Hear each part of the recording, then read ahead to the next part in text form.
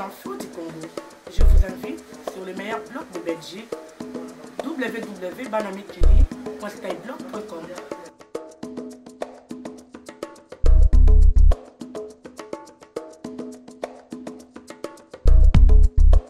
Aux affaires étrangères, notre invité ce matin, Didier Reynders, avec qui nous allons parler de l'actualité congolaise et puis aussi dresser le bilan des 10 ans de l'euro, Bertrand Henn. Oui, bonjour Didier Reynders. Bonjour. Vous l'avez dit, ministre des Affaires étrangères avec une actualité très chaude et très importante, c'est évidemment Joseph Kabila déclaré vainqueur par la Cour suprême qui a donc rejeté les recours dénonçant les fraudes. Est-ce que vous lui avez envoyé vos félicitations, Didier Reynders, au nouveau président? Ça n'est pas mon rôle d'envoyer des félicitations à un président. Je crois qu'il faut rester à chacun de ces niveaux de responsabilité. Simplement, j'ai fait savoir qu'il y avait effectivement eu pas mal de fraudes pendant cette élection. Il faut bien se rendre compte qu'il faut d'abord féliciter le peuple congolais qui a participé massivement à cette élection et aussi à son organisation. C'est plusieurs centaines de milliers de personnes qui ont organisé des bureaux, qui ont participé à l'élection comme témoins dans les bureaux. Et le jour de l'élection, tous les observateurs le disent, les choses se sont bien déroulées. Le vote et le dépouillement, avec des procès-verbaux, oui, mais avec des procès-verbaux de dépouillement. Donc,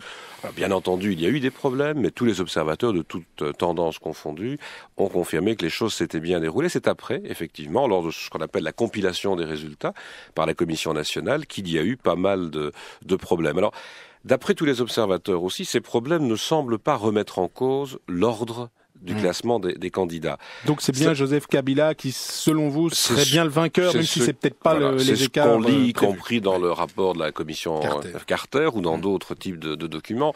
Mais ce qu'on aurait aimé, c'est qu'il y ait une réponse beaucoup plus détaillée à toutes les critiques qui ont été mises. Or, il faut savoir, le jour de l'élection, le 28 novembre, on a choisi au Congo un président, mais aussi l'Assemblée nationale.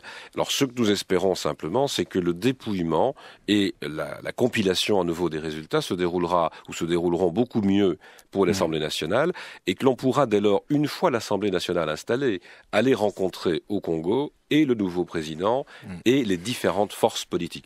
J'espère simplement que les choses se passeront mieux et surtout qu'elles vont se passer sans violence. C'est vraiment l'appel que je souhaite à nouveau lancer, tant au Congo d'ailleurs que chez nous. Je crois qu'il faut éviter toute manifestation de violence. On a le droit de manifester, on a le droit de contester, mais certainement pas d'utiliser la violence, que ce soit à Kinshasa ou à Ixelles. On a évoqué votre départ pour le Congo pour aller à la cérémonie d'investiture. Vous n'allez pas y aller. Certains y voient un désaveu. Est-ce que vous estimez que, avec la manière dont ces élections sont organisées, on a entendu votre constat là-dessus, vous rappeliez les critiques de la commission Carter, est-ce que Joseph Kabila est vraiment un président légitime et crédible?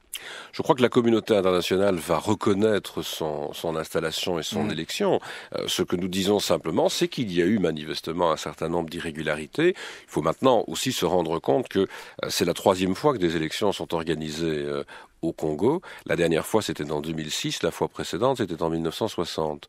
Donc, organiser des élections sur un territoire aussi vaste que le Congo, 64 000 bureaux de vote, pour donner un exemple, c'est évidemment une opération de très grande ampleur, mais on aurait préféré que, au moins, la réponse aux critiques soit plus détaillée. J'espère que la Commission nationale et les autorités congolaises vont y veiller pour l'élection à l'Assemblée nationale. Sans quoi, si justement ils n'y veillent pas, vous pourriez remettre en cause le processus électoral et dire peut-être qu'il faudra recommencer les élections? Je pense en tout cas que ça posera d'énormes problèmes, et on le voit déjà aujourd'hui. L'existence d'irrégularités entraîne la déclaration finalement de 2 présidents. Il y a un président qui veut se proclamer lui-même élu.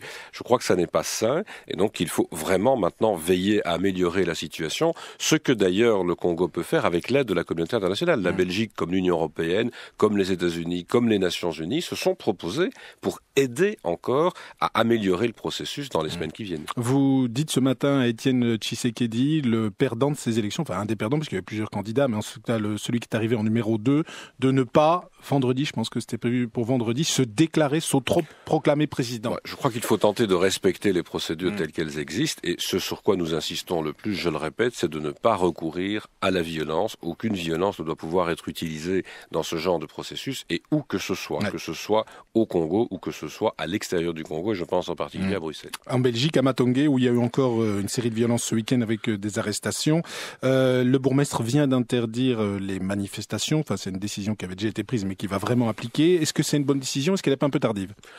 En tout cas, c'est une bonne décision aujourd'hui. Moi, je ne me prononce pas sur ce qui s'est passé précédemment, mais je dirais que c'est une bonne décision d'éviter les violences. On sait que ces manifestations sont aussi l'occasion pour des bandes de casseurs de venir se défouler à la fin des manifestations elles-mêmes. Donc il faut vraiment éviter toute violence et tenter de canaliser la protestation qui est légitime. On peut toujours protester ou manifester, mais dans des conditions de calme. Alors, dans quelques jours, ça fera 10 ans que l'euro circule dans nos poches et nos porte-monnaies. Opération spéciale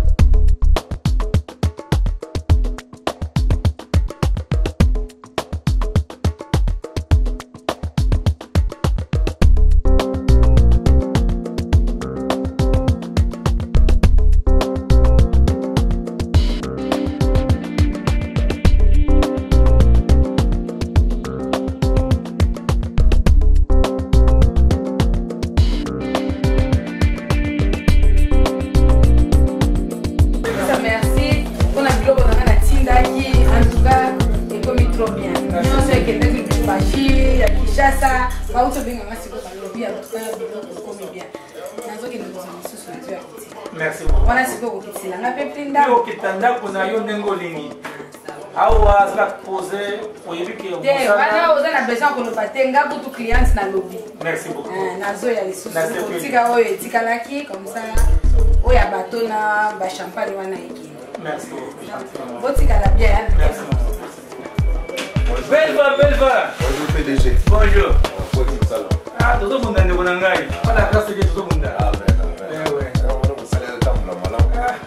Bani yo mo ko na mi sisi ko do musala ye mo gada ko sa musala ko ale sabani ni basaka o ba yido bana ki sala ni amanda ki mu ke passes ba ki bu boye ki ko do na mo ba ki ya ba do ko mo ke no yo ko bien on na la verdad inde bo ko bin ka la ba inde bo ko